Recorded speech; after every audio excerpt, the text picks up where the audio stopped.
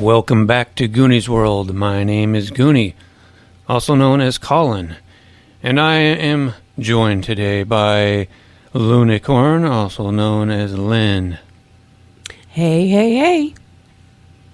And Johnny Farrow, also known as Sean. Hey, and I always say hey, hey, hey, but Lynn has been stealing it. Ah. So I'm just going to say a single hey from now on. And we've got Meanie, also known as Orion. I've been thinking about what to say, and I'll just say hello. That's good enough. Good enough. Yeah, so this is food number 4. And we left off with, we're kind of backstage in this underground cavern where the Kumite is being held. That's a underground, fighting championship thing, tournament. It's Kumite, Kumite. And we have determined that Yeshua will be fighting in this tournament. And what was your nickname that you picked out? Hammer of God. Okay. Hammer of God. Just like Judas Maccabeus. Apocryphal Book of Maccabees. Read your Catholic Bibles.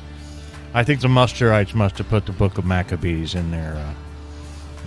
Yeah, I think there's like books from all different things just smashed together. Yeah, Hammer of God is my fighting name. Yes, and you're going to be fighting Tyrone Chopsaki Houston, which has already been determined, and I have also determined who else is going to be fighting each other, but I will have to determine who wins those fights. But first we'll determine if you win your fight. And so the way this is going to work, I've decided is, so there's going to be 3 fights basically. You're going to fight 3 different opponents, not at the same time, but so the first fight, that's if you win. If you win your first fight, then you'll fight the second fight, and then third fight, and then if you win that, you'll get the prize, which is supposed to be $5,000 plus the churning staff.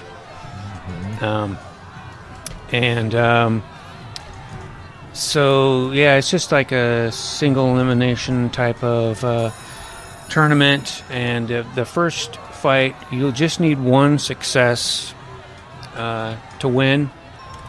That means like 1 offensive type of success. You don't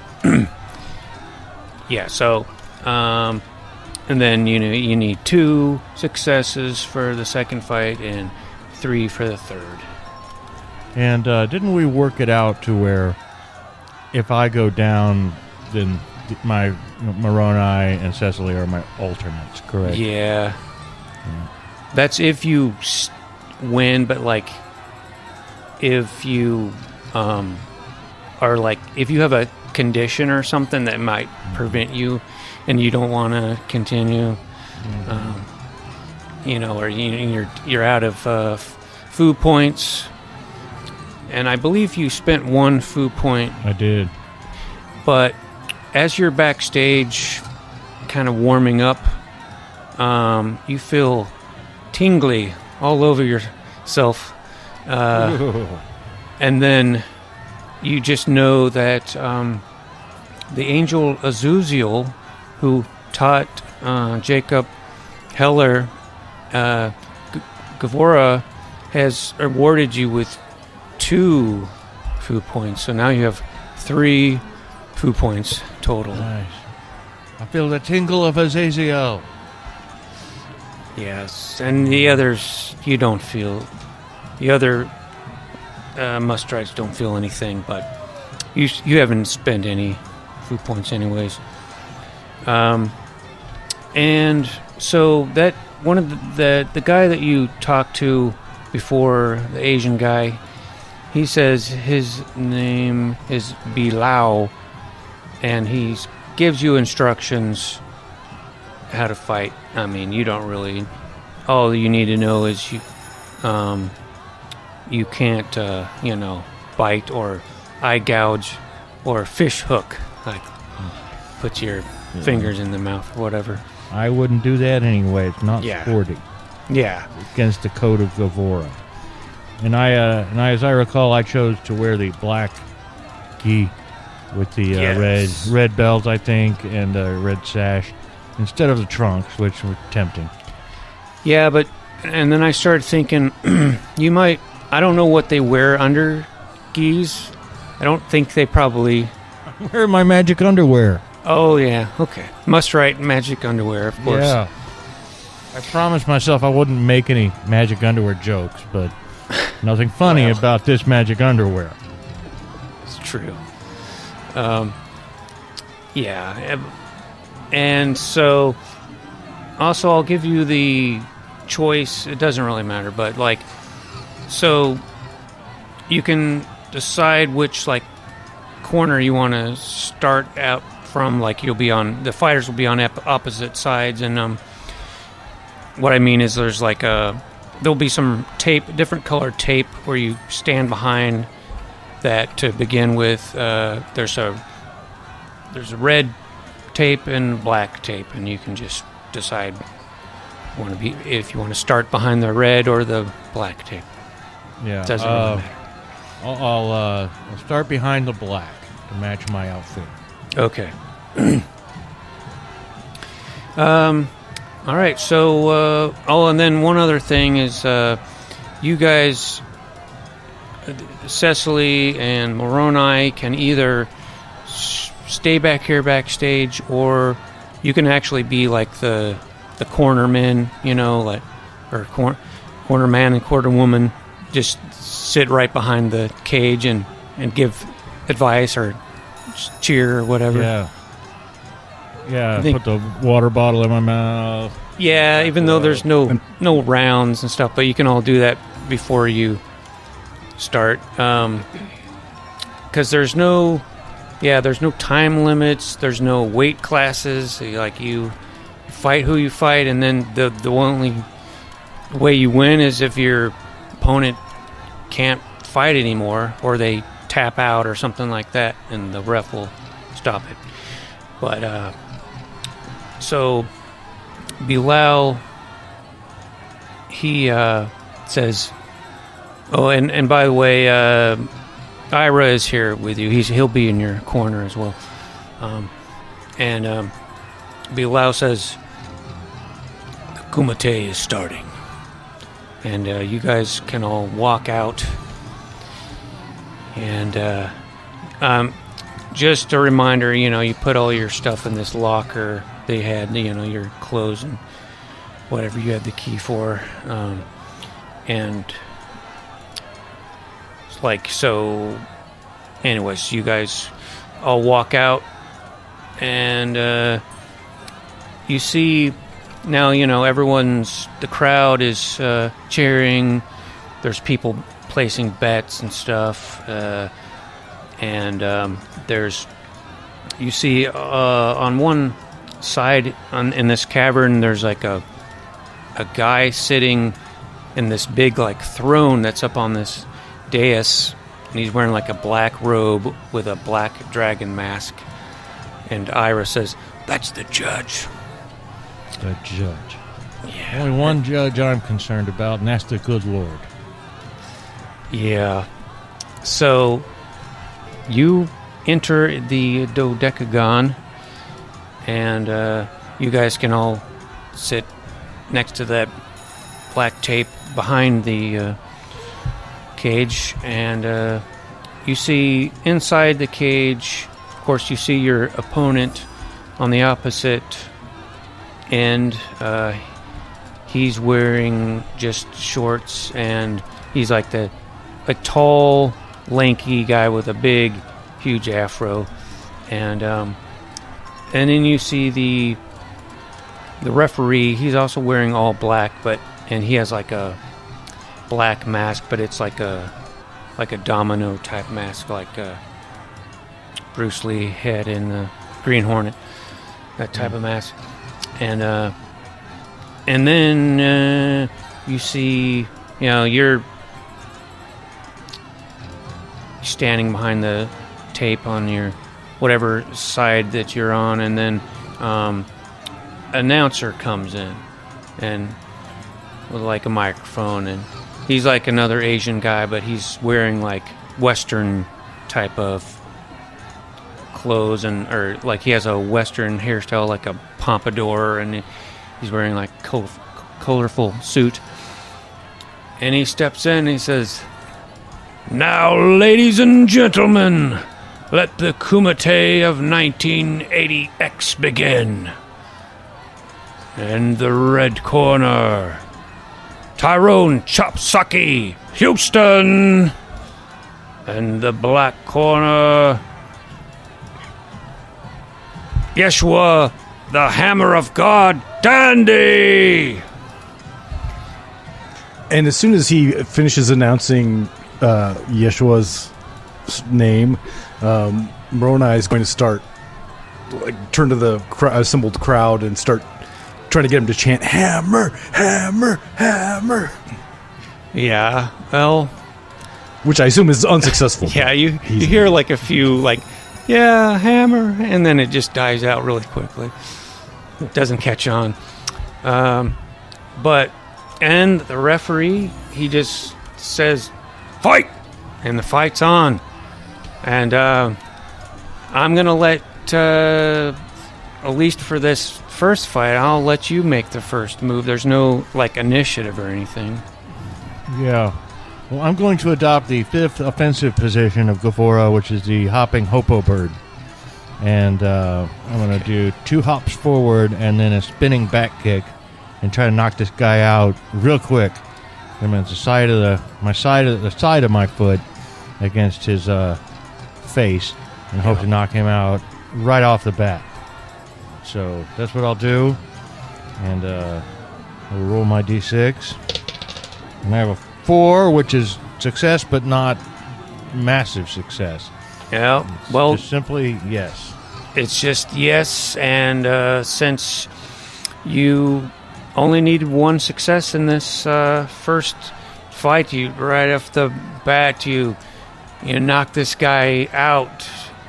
First kick of the fight, it was Muster Fu versus Kung Fu, and Muster Fu has won, and he's out. I'm gonna try to like, unless he's completely knocked out, I want to be like a gentleman, and try to help him up and shake his hand and act all sportsmanlike and see.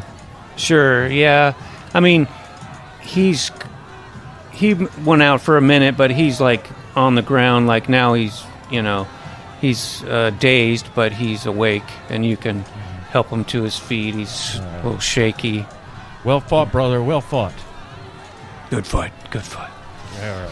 And in the wake of the sort of almost Mike Tyson-like instant knockout, Moroni is once again going to attempt to get the crowd chanting "Hammer, hammer, hammer." Yeah, well, it's a little bit, obviously, now they're pretty pumped up, so you hear some more hammer cries now. They're starting to be a fan.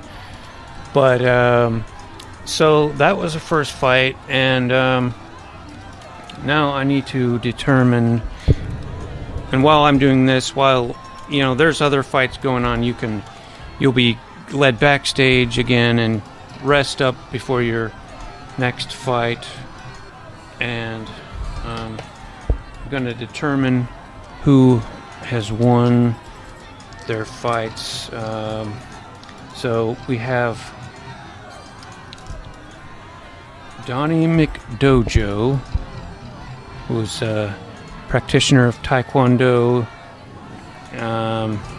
He is fighting Grigory Beef Stroganov. And you think that's probably the Russian friend of that the Dagestani guy that you met upstairs in the casino. Yeah. And okay. Oops. Okay, well, yes, Grigory Beef Stroganov has beaten Donnie McDojo with Sambo, which is Soviet martial art. So, Donnie McDojo is out of the tournament. Now we need... The next fight is Bruna Thighmaster dos Santos. It's a huge Brazilian woman. And she is fighting Ming Manchu, Chinese fighter. He picked his own name, so it's not racist. He's a combination of Ming the Merciless, I guess, and Fu Manchu. And Fu Manchu, yeah. Okay. Ming Dynasty and the Manchu Dynasty. Yes. Okay, good. I was hoping Bruna has beaten Ming. She wrapped her thighs around his neck and cut off his carotid artery until he was... Well, actually, he was going to tap, but he was too happy in that position. He just let himself go to sleep.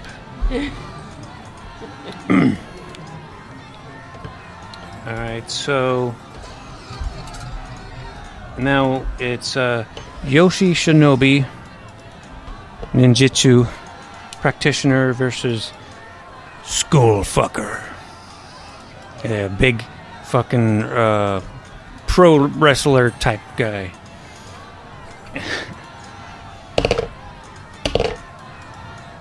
And Skullfucker has defeated Yoshi Shinobi. Nice. And you hear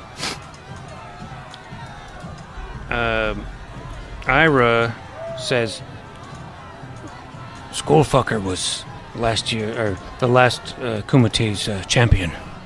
So hope you don't have to fight him. He's super scary. Yes, he is, indeed. Okay.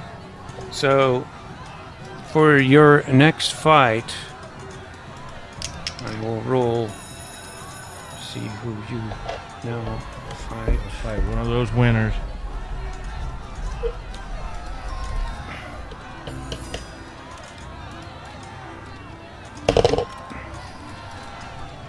Okay. You are fighting Bruna Thighmaster dos Santos. Uh-oh. All right. And you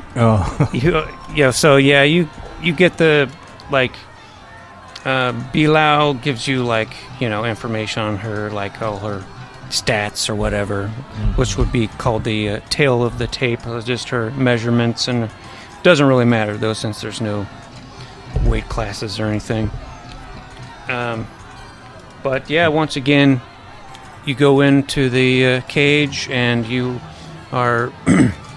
Announcer announces that, and the referee says, "Fight!"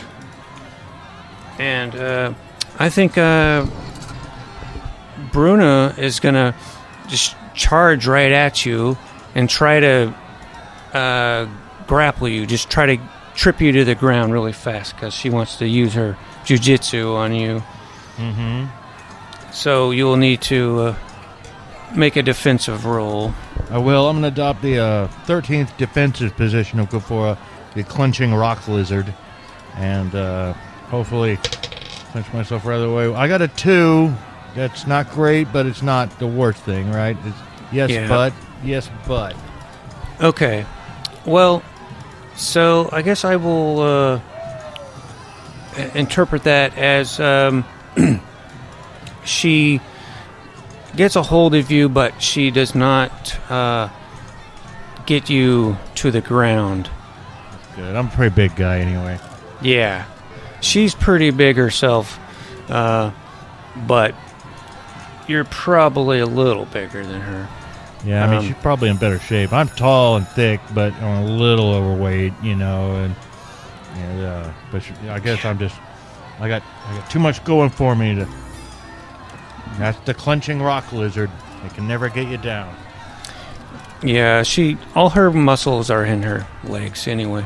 So she's kind of like trying with her arms to wrap around you, but is unsuccessful. And you can try to do something now. I'm going to adopt the 16th offensive position of Gavora, the camel punch. And it's a nice punch right to the chin. Just boom. And a nice fucking A. 6. Oh. The Lord is with me. That's the hammer of the God. Yeah. Okay. That's the hammer of the gods, baby. So that's your first success. And since it's a 6, she is so dazed by this punch, just right down the middle, right on the chin. And so now she's going to be at a disadvantage in her rolls. And I'm going to make her... She's going to try to kick you with like a push kick, try to knock you down that way. Okay. And I'm going to roll and pick the worst. Well, sorry, you roll. I forgot. Defensive roll. But you rolled 2 and, wait. Pick the best. So they actually, since she has a disadvantage, I mean, it would be basically you having an advantage, I guess, right? So you would just pick the best result. That works for me. Okay, here goes first. Oh, shit. That's a 1, so thank the Lord for being with me. Let's try again. OMG. Look at that bad boy right there. 6 again. The Lord guides my dancing feet. All right. And I avoid hurt. No, wait. Yeah. That was my avoiding. Yeah, that was your defensive type of roll, and you need one more offensive, but that was a 6, and you basically you got right out of the way when she threw this kick, and now she's off balance and has fallen to the ground and is prone. Although now that I think about it, for a jiu-jitsu person, that might be at a better place for her if you were to try to grapple. But if you're still like punching and kicking, standing over her, then that would be a bad thing for her. But you can try to do something now, and you would still have an advantage because she is prone. Yes, and I'm going to go ahead and do the dancing salamander. Let's see, 22nd offensive position in Gavora, and that's where I kind of do a little like a 2-step, and then kind of come down on the sternum, the solar plexus, really, with my heel. Oh, okay. She's right down there. Boom!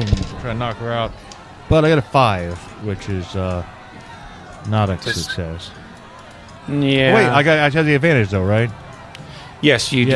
Roll another one. Oh my God! I wish you could see this, man. I know I could hold up the dice to show the camera. It could be any number, but I swear I just rolled a 6. Okay. I'm keeping this mustard-colored die. Okay. Woo! Okay. Well, yeah, that heel comes right on the solar plexus and knocks the wind out of her, and she like instantly just like taps the mat, like she's done. She can't continue this fight at all. She's in too much pain. And so you've won the second fight. And then once again, you can help her up if you want. I do. I attempt to be gentlemanly and help her up. Yeah, and maybe bow, out of respect. Yeah, I'll give her a bow of respect. My sensei, Uriah, taught me well. Yeah. Yes, and she says, I respect you. Yeah. That's much how they... Much respect in return, madam. Indeed. Yes, much respect. Much respect, yes. So, she's out of the competition. You go backstage again, get some ice packs on you, and, kind of loosen up your arms. And so, I will determine who wins between Skullfucker and Grigory Beef Stroganoff. I don't really want to fight Skullfucker. No. Incidentally, the very first time I ever played Warhammer Fantasy Roleplay in 1986, my friend Jimmy had a pit fighter named Skullfucker. Oh, really? So yeah, it's because I also had a character briefly, and one of our one shots, and it was a Gonan's Rolled game. I believe it was a kind of a Running Man spoof, but in a dungeon. Yeah. Yes, yeah. Of course it was the announcer type of guy. Yeah. And, the prize in that game was the old Dungeon Master's Guide of the guy who had the Skullfucker character. So it all works out perfectly. Yes, because I won, and I still have that Advanced Dungeons and Dragons book. Okay. But now, hopefully I can fight Beef Stroganoff and not Skullfucker. Well, you're out of luck. Yeah, it just works out perfectly. Skullfucker is the winner, and that's who you're going to be fighting. You need 3 successes, and you've got 3 foo points, don't forget. Mm-hmm. Oh, yeah. Need those. So, you both enter again into the dodecagon, and the announcer announces your name. Skullfucker's staring you down. He says, "I'm gonna fuck your skull, brother, because that's why I'm called Skullfucker." And good luck to you too, sir. And it sounded a little like Hulk Hogan. Well, yeah, he's a pro wrestler archetype, so he's got to get the brother in there. And he's like a big old beefy guy, and with long blonde hair. And the referee says, "Fight!" And Skullfucker, he's gonna wait to counter you if you go first. So he doesn't make the first move. He's kind of gauging what you're capable of, and he kind of just circles around you. Okay, I'll circle him a little bit, and but then I'll adopt the 37th offensive position of Gavora, the soaring heron, and I will leap backwards and bounce myself off the edge of the dodecagon with a flying kick, but it's knee first. It's a knee kick. Knee first kick. Try to hit him in the throat. I roll a 4. I think I'm going to go with that. I'm not going to food that. I'll keep that success. Oh, not a great success, but... So there's one. Now I got to get into defensive position. Okay, you hit him with the flying knee, and he kind of stumbles back a little bit, but he eats it. He's fine, and he's going to he's going to just wind up with a big haymaker and try to knock your head right off. And so I'm going to adopt the 7th defensive position, the cryptic trout, Where am I? Where am I? I slip around, slither, and move like a fish, and hopefully not get hit. Roll my dice, but oh dear Lord, I'm spending a food point. Okay. I have 1 food point left. Now you have 2 food. Oh, because you got. Yeah, that's right. Yeah. Okay, I have 2 food points left, but brother, look at that bad boy right there. 6. Oh, the 1 and then a 6. So I'm going to take my 6 on the cryptic trout and avoid injury, and look good doing so. That's no fair, brother. That's the cryptic trout, brother. It's completely fair. Well, oh, so you said that was yeah. So 6. He's overcommitted with that punch, that he wound up for, and has totally lost his balance and just fell forward and face planted. And so now he is prone, and you'll have an advantage for your next attack. Great. And this is the last success I need if I can make it, correct? I need 3 No, of them? Okay. because that was I need 3 just your- offenses. yeah. Okay. Yeah, you know what? I think this guy, he's going to get the 14th offensive position, the squeezing python. Since he's a wrestler type guy anyway, this will be fit. This is the classic belly pinch, the old school belly pinch move. You grab his fat roll a little bit if he's got any at all, and do the pinch. And but I don't succeed. I have a 5, but I want those successes, so I'm going to spend my food point. And now I do only have 1 food point left, and I got 4. Okay. All right. Yeah, it's tough to grab a hold of fat, but everyone's got a little. Yeah. Even if you can just grab the skin over those abs. Yeah. And pull it. Squeeze. Squeezing python. Squeezing python. You're gonna pay for that one, brother. So yeah, he gets up and he's gonna try to do like a double leg takedown, basically like a tackle on you, and slam you to the ground, and roll to defend. Yeah, I only have 1 food point left.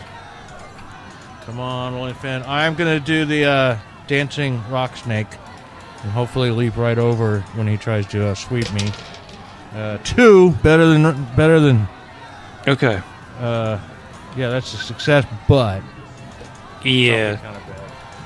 Yeah, and I think, again, like, he gets a hold of you, but he can't get you down. So you're not, like, hurt or anything. You're not in a terrible position, but... so now, because of that, though, I think he's going to try to... he's going to try to lift you up off the ground and like pile drive you, just spike you on your head. Okay. All right. Well, my last one, was I attacking or defending? You were defending, but you only got a 2. Oh, yeah, I got a think, 2. or, Yeah, or something. Yeah, you're right. Okay. He's going to try to pile drive me on my head. Okay. Then I'm going to have to adopt the 41st defensive position, the greasy salamander, and wriggle, and hopefully my sweat and everything else, and I'll be able to wriggle out of his pile driver move before he ever gets me. I did it 4. Okay, yeah. I'm having good luck so far. These 1s and 3s and 5s are going to start coming soon. I just feel it. Yeah, you just slip right out of his grasp. Greasy Use salamander. your sweat against him. And now you can go again, since that was his move. Would this one be my 3rd? This would be your success? 3rd success if you make it. If I make it. Okay, I'm going to pull out all the stops. I still got my 1 food point. I'm going to say a quick prayer. And then he's getting an elbow windmill. The the 47th attack position. That's when you stick both your elbows out, and I whirl around on the balls of my feet and I hope to crack him in the head. And I got a 4! Okay. Thank God. Yeah, you twirl around, spinning elbows everywhere, and you hit him with one elbow after the other, dazing him, and he's like comically is like ooh, ooh, ooh, ooh, ooh. Yeah, and is like and then he like kind of wobbles around, like almost not even understanding what just occurred, and then kind of has a delayed reaction, and then falls backwards and lays flat on his back. And if this was a cartoon, you'd see like little Tweety birds around his head. Right. And that is it. Everyone's cheering now. Everyone is saying hammer, hammer, hammer. And this doesn't really have commentators. Well, maybe it does, but they're not like, there's not broadcast or anything. But it's clear that you are the winner, and now everyone, your team, your corner can all join you inside, and the judge actually gets off his throne. He's carrying a long, kind of skinny box. It's a black box that's got a hinge, the little latch to open it. He comes in and hands you the box and says, "You have won." That's all he says. The Lord has won. I will accept the box reverently. Right. And I believe there was some mention of $5,000 as well. Yeah. And it's the judge, doesn't say anything. He leaves, but I don't know if you want to open it here or go backstage and open it. I mean, you got all your stuff backstage. Ira, you come with us, because this whole thing is really your fault. Well, yes, but I wanted to explain myself. But let's go backstage. Mm-hmm. And you go back into the dressing room, and he says, Ira's there. He says, "See, this is all. But I don't know what they're telling you, but I didn't steal that thing. I was told to take it with me. It was that Elder Abraham. He said it was that the churning staff was technology, and it was bad, and he said if I didn't leave and take the churning staff, that he was going to tell everyone that I had a pornography addiction, and so I was forced to leave, and I took that with me because he told me to. But then I did develop a pornography addiction later, but I didn't have one at the time." Well, first of all, Moroni, Cecily, wasn't it Brother Elder Abraham who opened the gates for the Pale Riders when they first attacked? It was. Yes. Yes. And Ira, as for your pornography addiction, I truly believe that is every man's challenge. And I do run a Tuesday evening group for men. If you ever want to come back, we can discuss those and other challenges related to male sexuality and the religious life, should you ever wish to do so. Do you really think they'd let me back inside? Well, it would be up to the Council of Elders, I believe, brother, but I would certainly put in a good word if you were truly repentant. Obviously, you were led astray. I think that a reckoning needs to be had with Elder Abraham, is what I think. What do you think, friends? I think so, too. Yeah, he's very likely committed a grave sin. Not that, I haven't Yeah, recently done some. We're all sinners. We're all flawed. yeah. However, why don't we have a look at... well, this is an emotional moment. let's not forget, friends, that when we open this box, this butter churn, this churning stick, is a sacred artifact handed down by Xerxes to Joseph Heller, I believe, if my lore is correct. So let us open this and take a look. Okay. Yeah, you open up the lid of this box, and you see, like, it's got, like, the cushioned sort of, like, compartments in it. There's, like, a cutout for, like, a stack of $100 bills. You know, you can assume that adds up to 5,000. And then there's the little skinny cutout where the churning staff is resting, and it looks just like a.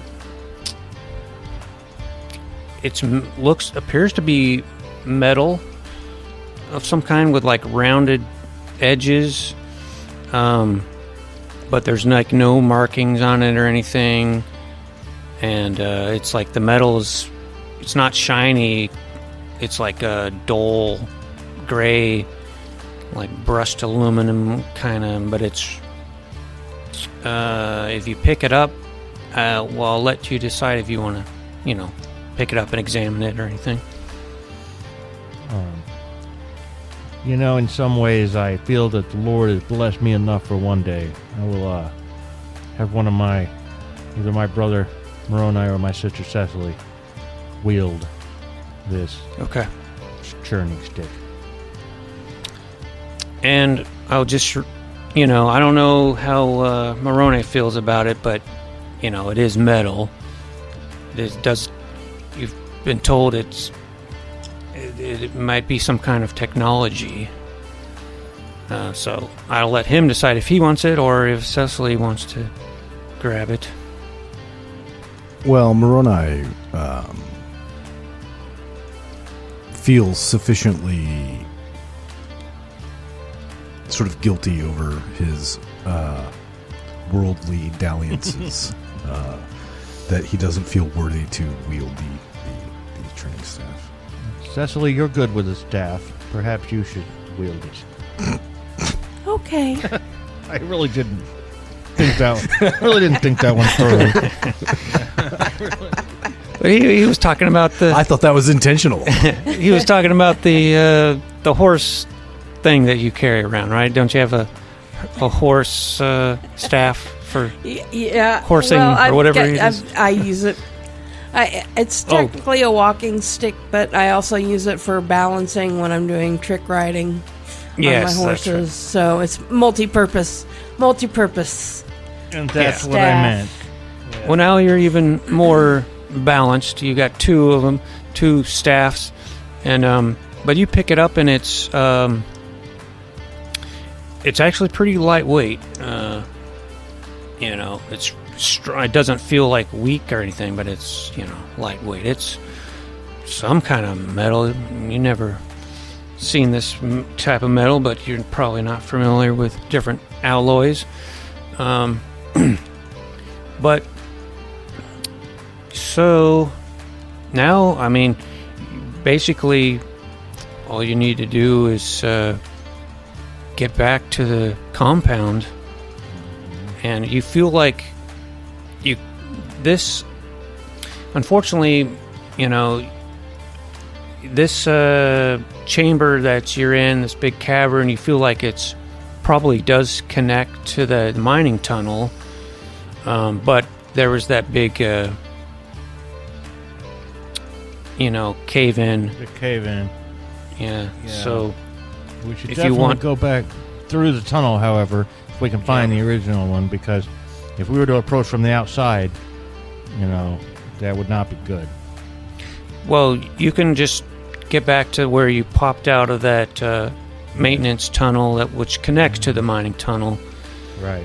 That's where you left I think that's where you left your lantern, and so I will just we'll just say that you guys you get back in your van, and that you stole, and you can drive that back towards towards that dirt road that you came down. It was sort of up like on a ridge, and it. But as you're driving on a prickly pear road, it's of course still night out. It's pretty late now. You're driving, and you see some headlights behind you, and they get closer, and they get real close, and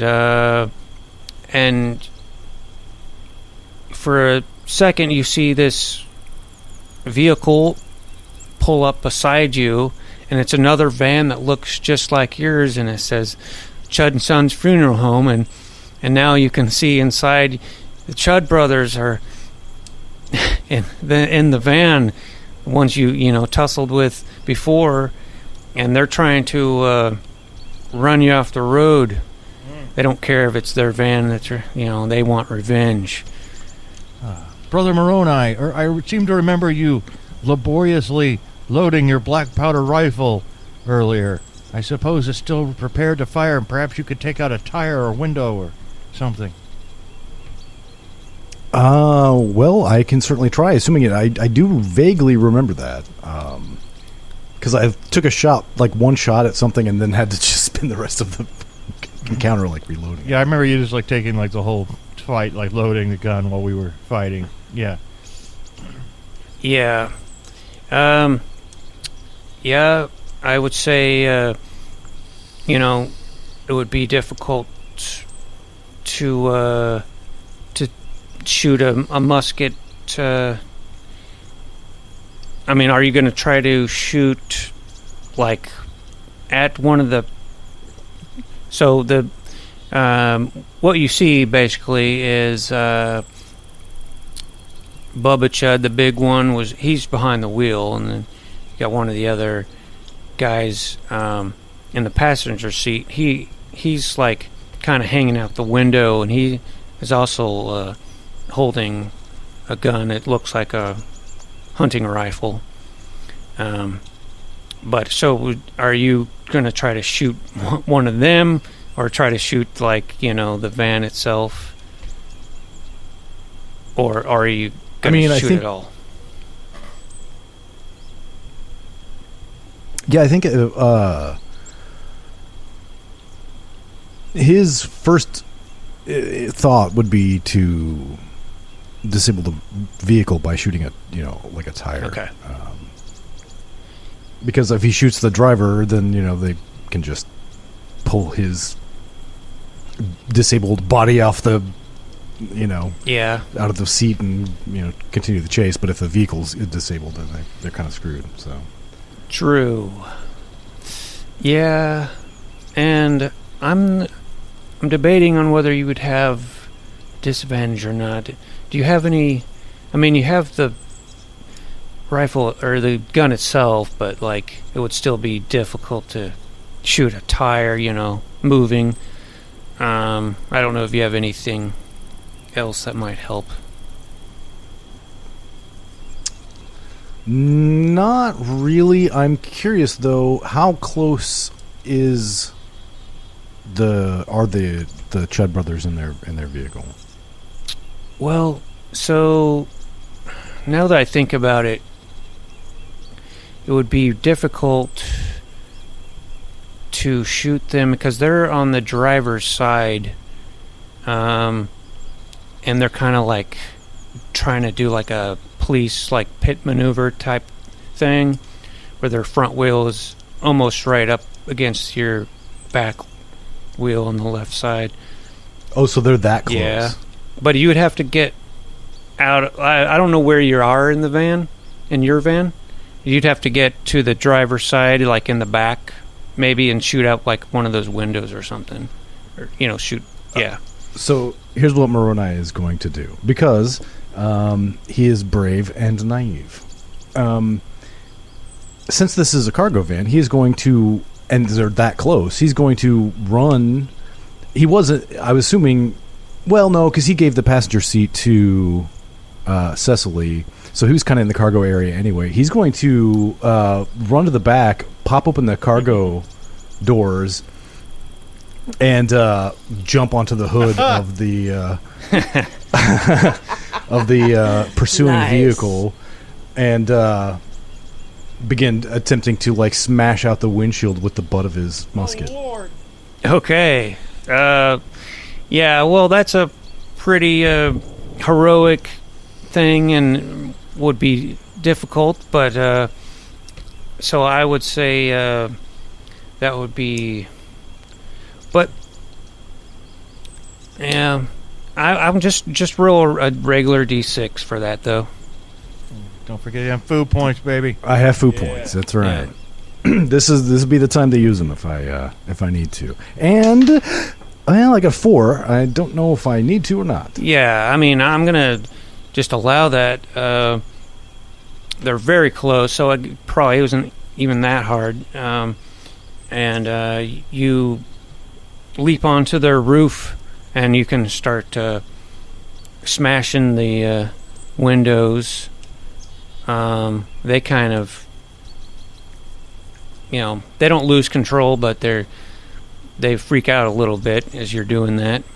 And what is your goal here?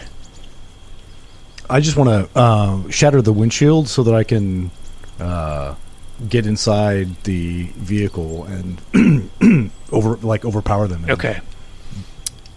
Take over take over the driver's seat essentially. Okay. So they're going to try to swerve to make you, fly off. Fair. And but just roll a d6 to defend against that. All right, and still got the food points if needed, and another 4. All right, well, you don't fly off, and you can smash the windows. You don't need to even roll for that, but you'll have to roll to try to, do whatever else you want to do. Yeah, so, well, once the windshield has been sort of, what's the, Spiderweb? Shattered? Spiderweb, yeah, there you go. Oh, and there goes my phone. I forgot to fucking mute it. Then at that point, he would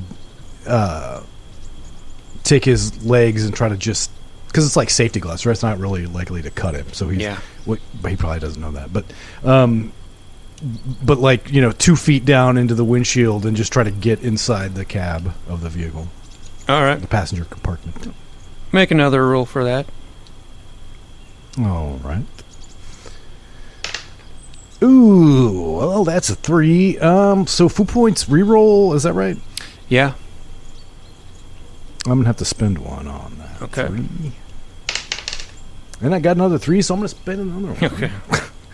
My last one. And I got a 4. Hey, there we go. Okay. So you were trying to, get your legs in there?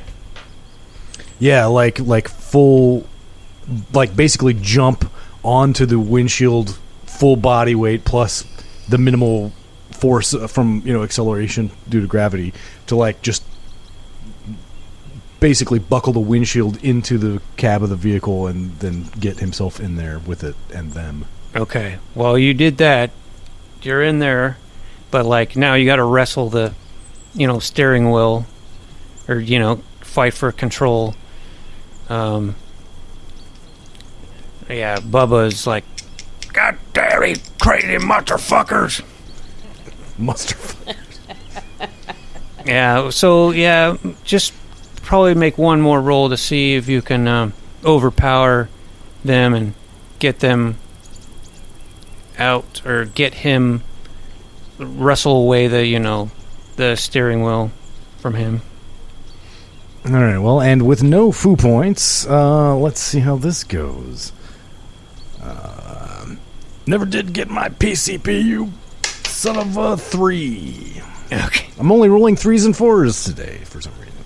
All right, well, that does not succeed, so now you're, you're fighting for control, and the van is swerving all over. Yeah. And I don't know if anyone else wants to do anything.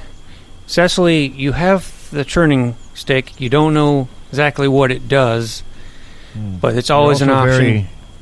You're also very acrobatic. You do trick riding. You could. This could be your moment, That's sister. True. That's true. So I guess I will.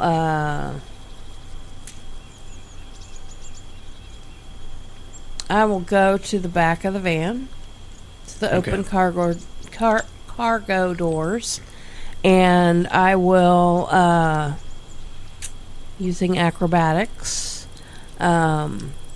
attempt to basically kind of pole vault myself using the staff into the windshield. Okay. Yeah. All right. You can do that. The whatever power this churning staff has, it's hasn't done anything, but it is. You can use it as a pole vault for sure.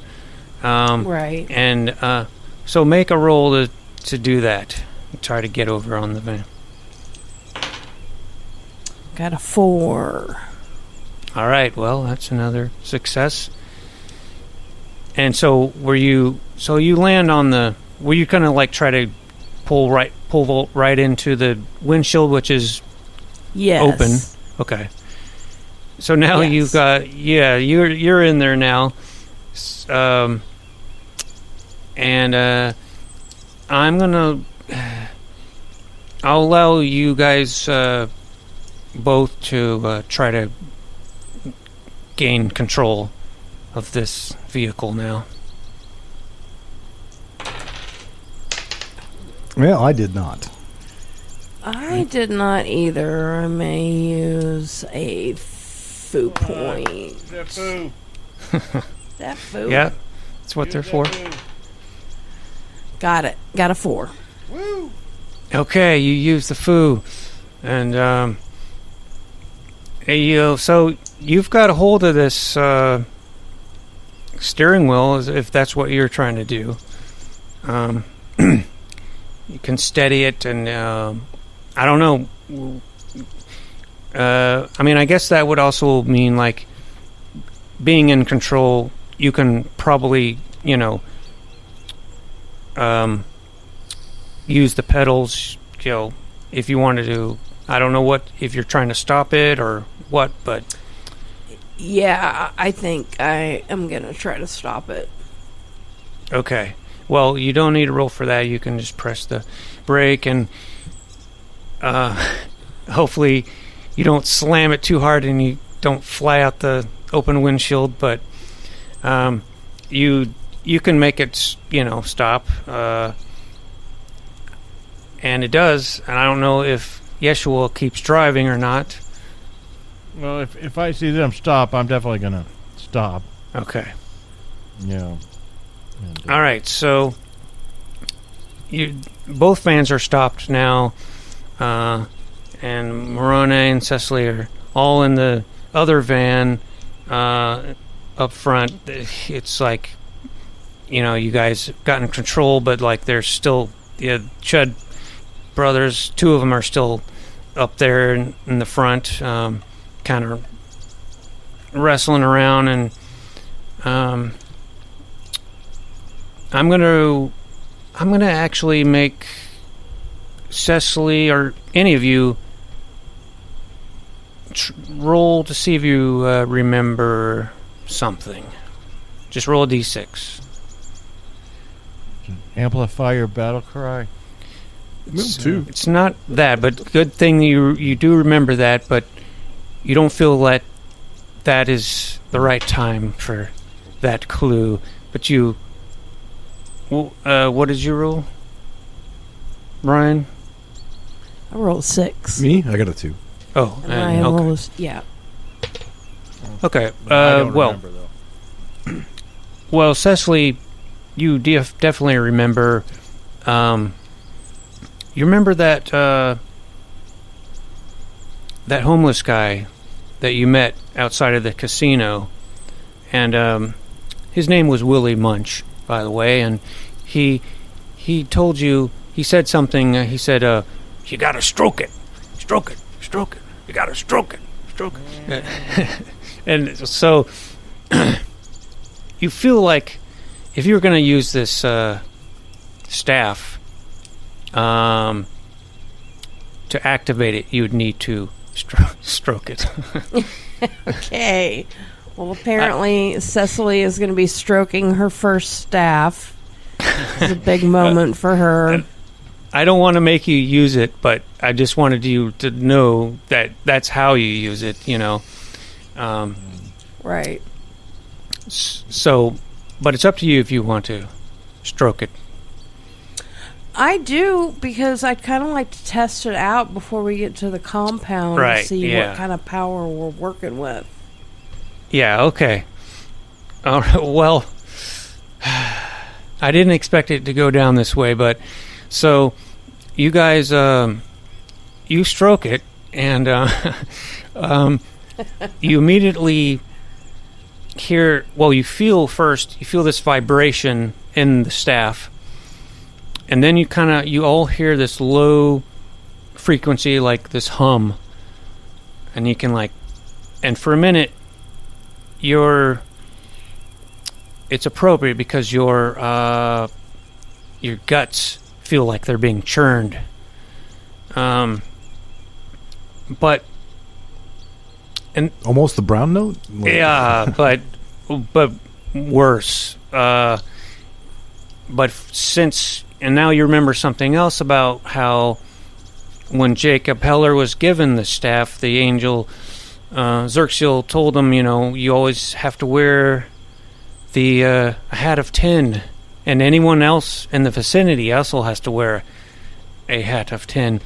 And I'm assuming you guys put back on, if you ever took them off, your hats.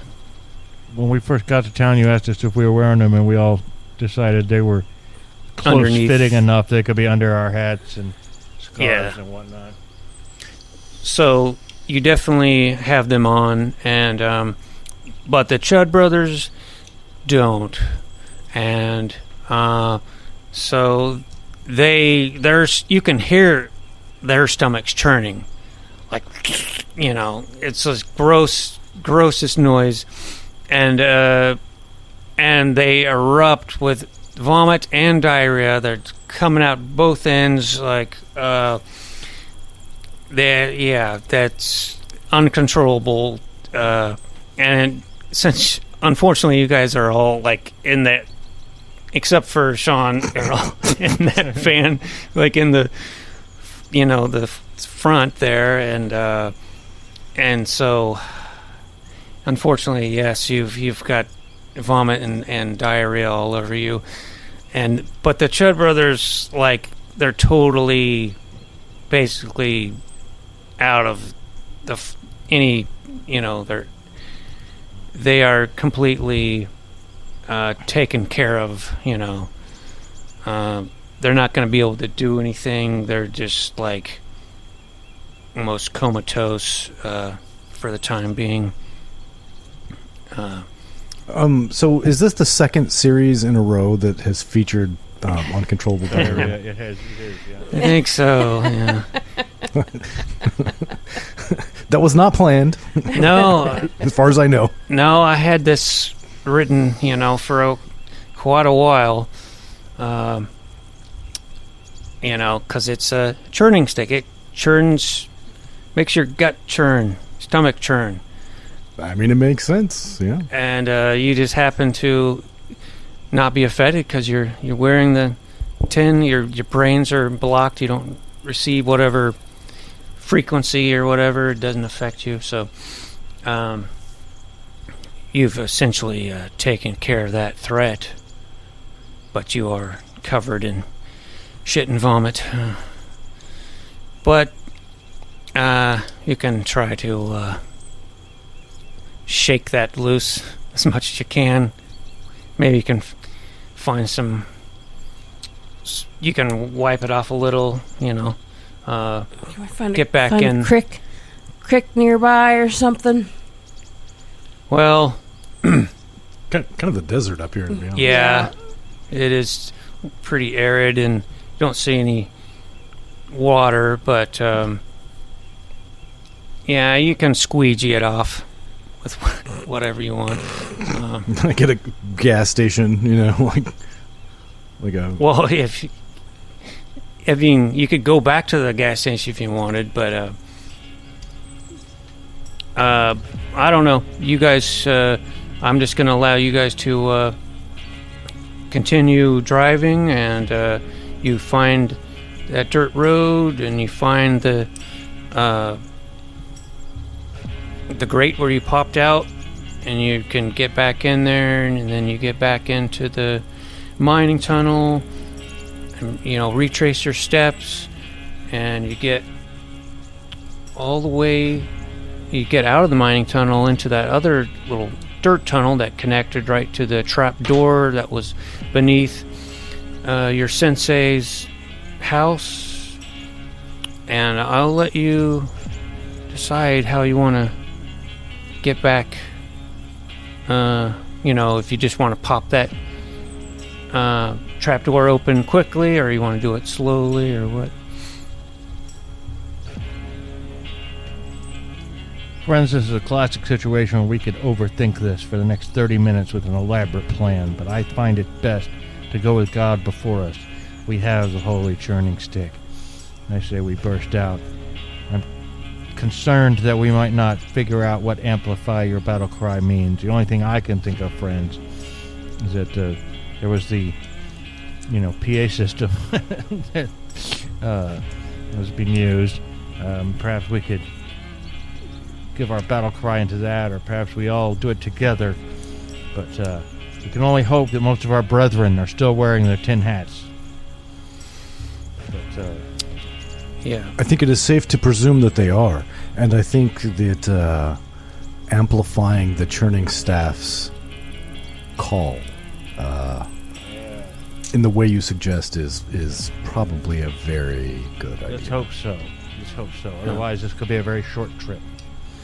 Yeah, that when you remembered that, and it kind of just all makes sense, Yeah. You before, when you heard that, it didn't make any sense at all, but now it just feels right, I feel right. The Lord has told me that this is what is right. So I say we bust out of here and make a beeline for the PA system. And if anyone gets in your way, Gavora. And when the Pale Riders are, when they're all, distracted or discombobulated, well, actually, didn't they tell the emergency, there's not like a bunch of cops circling the place or anything, or they're outside of it. Okay, the good. wall. Okay. So Yeah, when they're discombobulated, we throw open the gates and let the authorities in. All right, so you just throw open the trap door. You can climb out of there, and it's dark inside the house.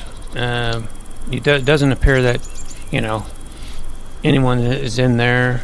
You feel like Sensei Uriah is probably in their church with all the other hostages where they were taken, and so you can go to the front door.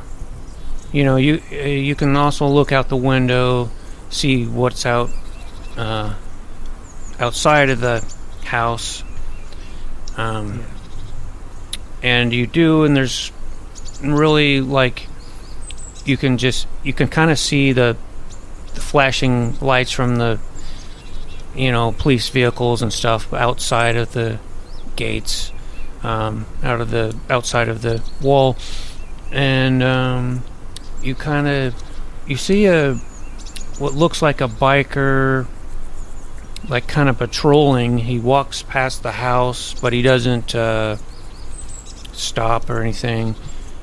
He walks past it. You're not sure what kind of route he's on. And then you can also see kind of directly in front, you can see that stage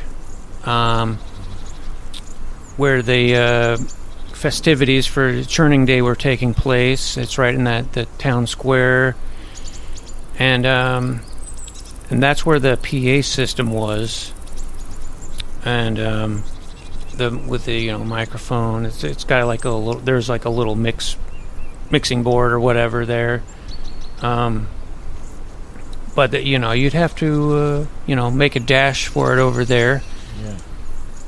And there was that patrolling biker you have to be wary of. You can either try to just take him out, or you can try to sneakily do it. I mean, sneakily run. It's up to you. Yeah, just wait for him to pass by again and then run. Okay. Lots of time. Yeah. I mean, he just had passed by, so... Go, go, go, go! All right. Come on, friends. The Lord is with us. And I'm going to make you guys roll to see how quietly you can run and fast. 4. I'm using Agile for an extra dice. Yes. Yeah. 2, which isn't great. Ooh. Still a success, though. Yeah. I got a 3 and a 5. Maybe I should foo this. Foo it! Foo it. Use the foo. Oh! The foo rolled me a 5. Uh-oh. Okay. And unfortunately, you can't re-roll a re-roll. But so you do run, but you figure out, you make some noise, and actually you make like more noise than you expected, because you figure out that the microphone is still on the stage. No one ever turned it off. It's still connected to the speakers. So when you're running towards the stage, your footsteps are amplified. And so it's possible that some other people have heard that. And so you get to the stage, and do you want to try to amplify your battle cry? The microphone is on. Yeah. Yes. Use the staff now? Yes. Yeah, and I want to first yell into the microphone, brothers and sisters, Musterites, put a thorn on thy chin hat now. Okay. In case any of them took it off, And then Yeah. And go for it, sister. You do know that this PA system, the speakers are also connected. So inside the church, they can also hear that. So it's it's outside and inside. And do you stroke the churning staff again? I do. Activated? I stroke the staff. All right. Yeah, and the same vibration starts and the same hum, but now it's super loud and echoes all over. And as you're doing that, you see like some bikers are running right at you, but they stop short once they hear the hum, and the same thing happens to them. It's and you now you can hear all like gross noises and moans. You can even hear it coming from the church, because there was a lot of bikers inside the church. There's a bunch of their bikes are all parked out front of the church, and you can hear this horrible commotion inside the church, and but then it's quiet. It's quiet after the storm, and it's just hear some slight moaning from some of the bikers, And as soon as that happens, just kind of timing is just right, and you see some SWAT teams, some FBI SWAT teams are bound over the walls of the compound and rush in with their guns drawn, and they all say, like, "Get on the ground! Get on the ground!" And they're pointing them at you. They don't know who's who. Right. So, I'm assuming you comply. Yeah, we'll comply for now until things are settled down. Then we'll have to have a reckoning with Elder Abraham. Yeah, the staff, of course, it only lasts, like, I don't know how long, but not doesn't continually go on. So no one's affected by it now, but of course the people that were affected are still out of it. They're in no position to do anything. So the FBI, like, basically they temporarily detain you guys. You're on the ground on your bellies, and they handcuff you, and someone rips that staff out of your hands, Cecily, because they don't know what it is. They're trying to neutralize any threats. Please be careful. That's a sacred object to our people. Yeah, and there's just a lot of confusion and commotion right now, but and I was just going to fast forward a little bit, just a little bit later, and you guys are now standing up. You're not handcuffed anymore. People are getting checked out. They had swarmed into the church, saw the horrible mess there, let everyone out, and you see these two figures approach you guys. I kind of picture you guys sort of, the FBI and the police have driven their vehicles inside the compound. You're kind of standing up against one of the vehicles, and but these two guys, I'm gonna just call them Men in Black, approach you guys, because they are wearing black suits and black fedoras, and they come up to you, and just one of them identifies himself and says, "I'm Lieutenant Rick Grody, and I'm here to inform you that you will not be getting that staff back. It now belongs to the U.S. government." So, I don't think you can do that. I'm afraid we can. We answer to a higher power than the U.S. government. Well, lots of people have said that. Now they're in Hardgate, so I wouldn't push that line if I were you. And now you have started an anti-government militia of Musterites. Right. Yeah, I just thought, you're lucky we even told you, but, we've been, I will tell you that this isn't the first one of these that we've found. We're beginning to get a kind of a collection of these sticks.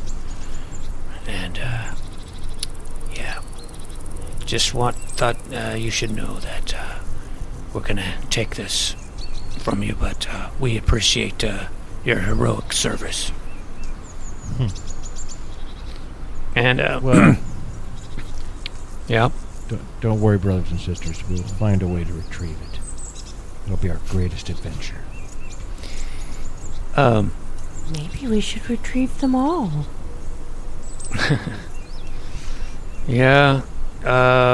So he walks off, and now you see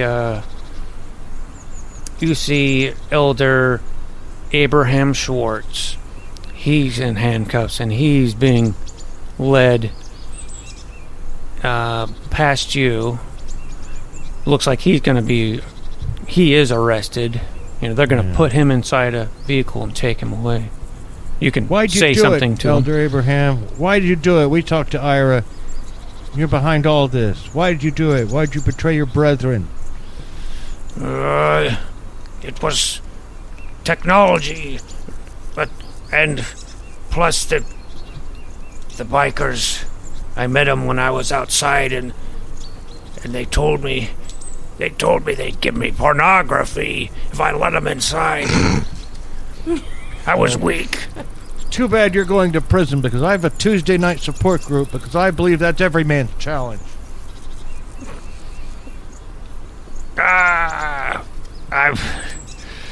Damn pornography. And he's, they push his head down, get him into the back of the car.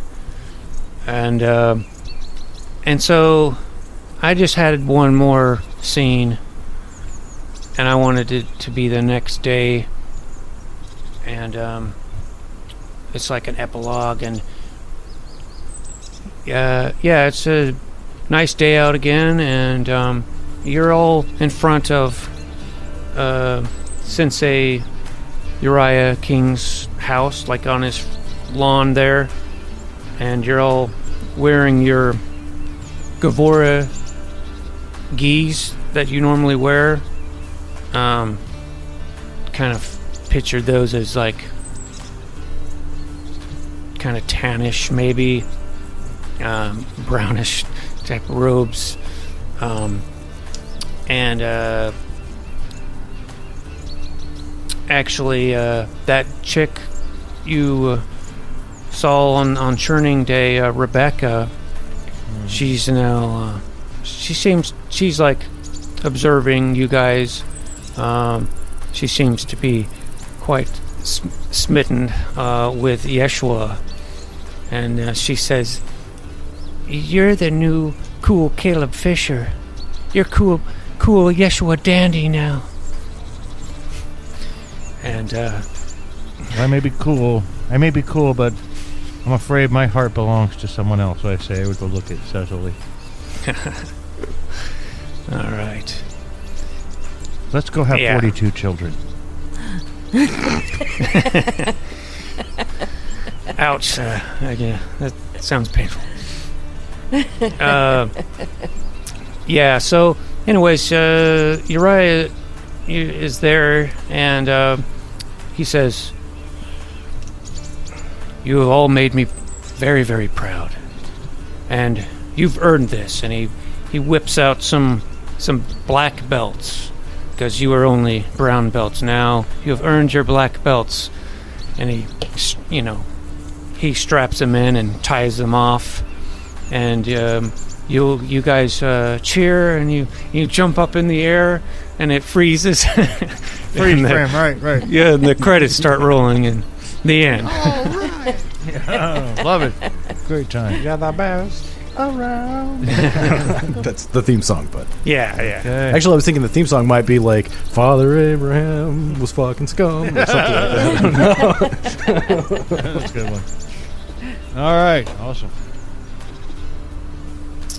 Yeah. Well, thanks for playing that absurd game. Well, we always enjoy it when fun. We always enjoy it when Goonie runs a game. He does it so very rarely, and I'm sure if our listeners want to hear more games from Goonie, please let us know. You can find out where to get a hold of us right now. Hey everybody, if you like our podcast, don't forget to leave us a good rating and or review on Apple Podcasts, Podchaser, Spotify, or wherever you're able. Subscribe to us on YouTube, follow us on Twitter at Goonies_world, and check out our website at GooniesWorldPodcast.com. Email us at GooniesWorldPodcast@gmail.com. Thank you for listening.